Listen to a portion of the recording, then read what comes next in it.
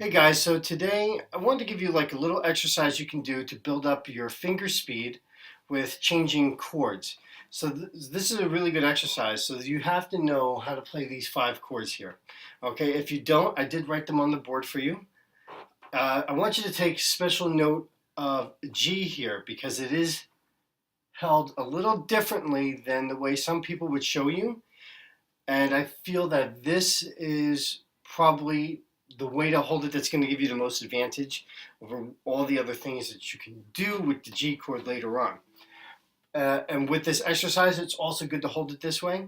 So I would recommend doing it this way, although there are 2 other ways you can hold the G chord. We can get into that another time. So what we're going to do here is we're going to go from chord to chord: C major, A major, G major, E major, D major. So we're just going to run through that. C, A, G, E, D. So this is an exercise.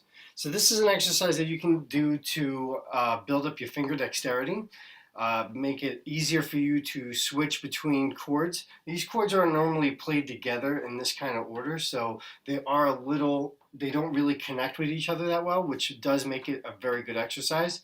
But the whole idea behind this is doing it as fast as you can go.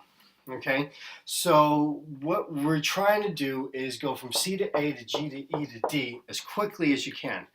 Now, everyone's going to be a little bit of a different speed. So like when I do this exercise, I'm going to be playing it pretty quickly.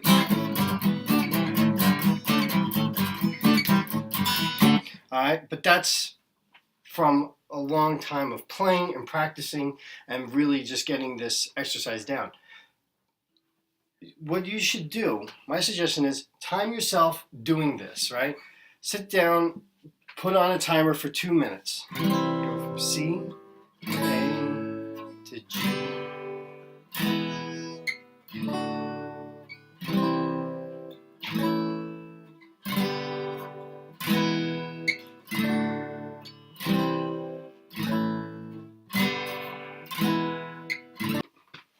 See how many times you could get through this progression in that 2 minutes of time. So one thing about this exercise is if you're playing it and you lose count of how many times you've gone through it in that 2 minutes of time, then it's time to move on to a different way of doing this exercise. So what you want to do is, okay, you've done the 2 minutes and you go, I don't know how many times I did. I went through it too fast. So you go, okay, how long can I do it at this top speed that I'm doing it at?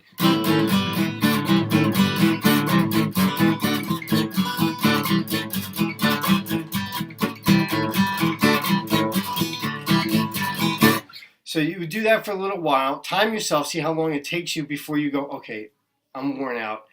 I can't do it anymore. You go, wow, I did it for 6 minutes. That's great.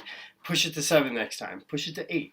You want to just keep upping that. And you're going to also notice that the speed that you're going through each chord is going to actually also increase. So it's building up your finger speed and your finger duration, your ability to make your fingers last longer while you're playing. So imagine like you're playing a show, and after about 10 minutes of playing the show, you feel like your fingers are kind of gotten worn out. That's not good. You don't want that. So you want to be able to sit down and be able to play this thing for, a half hour straight.